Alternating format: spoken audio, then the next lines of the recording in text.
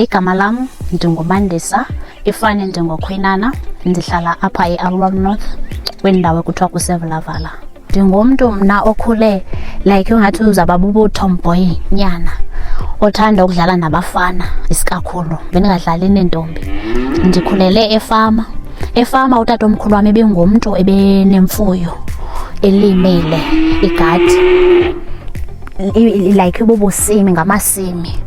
So bendingumntu othanda lo msebenzi mna, ukuya ezinkomeni nokuya phaa egadini.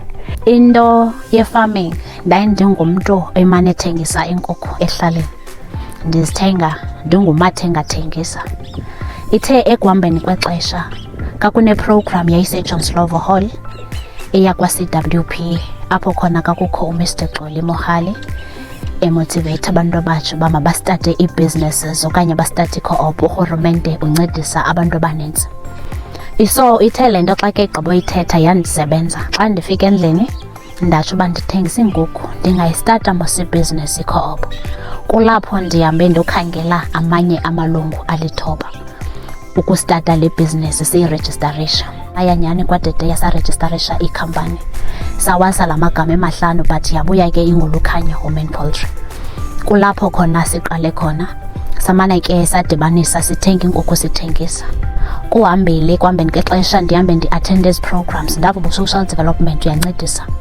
Kuhambekile wathi ke ngoku-social development iinkukhu azikwazi ukukhuliselwa elokishini xa sifuna ke ngokukhulisa iinkukhu, ngoba sihlala phakathi kwabantu.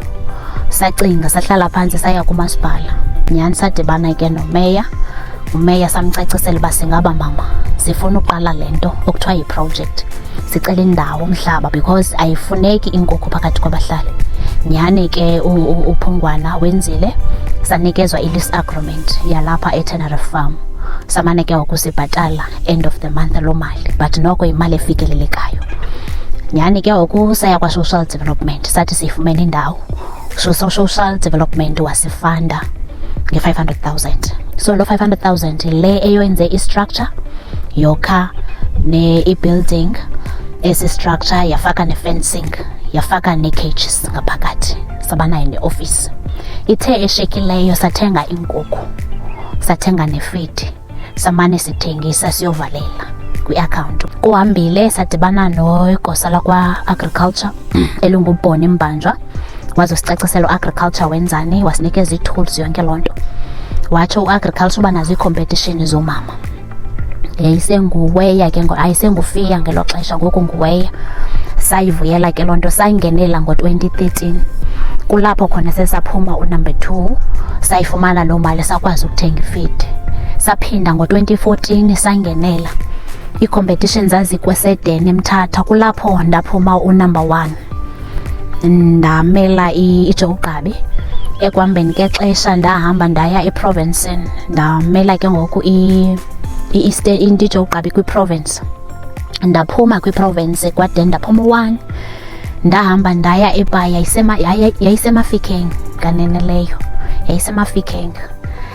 Ndiyomela ke ngoku national i-Eastern Cape.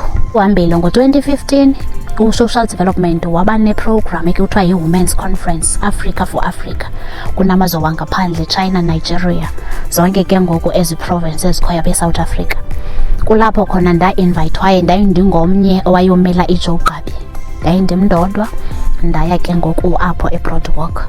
Nalapho eBroadwalk ndaba nelike yokuba ndikhethwe ndizothetha nabanye oomama kugcwele loo mazwe wangaphandle nezinye ii-provinces.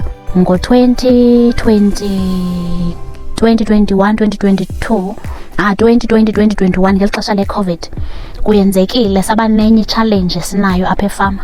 Saqhekezelwa, sabelwa yonke into, amaqanda, iinkukhu zamaqanda, iinkukhu zenyama, baqhawula iintambo zombane.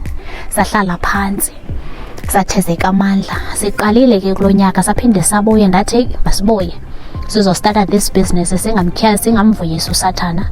Sistate ngoku ngoMeyi, ngoku siqale ngeenkukhu zenyama. Sisezizo ngoku iinkukhu ezinazo apha kwifama yethu. Ndifuna ukuthi abantu abangoomama mabangahlali phantsi baziyekele.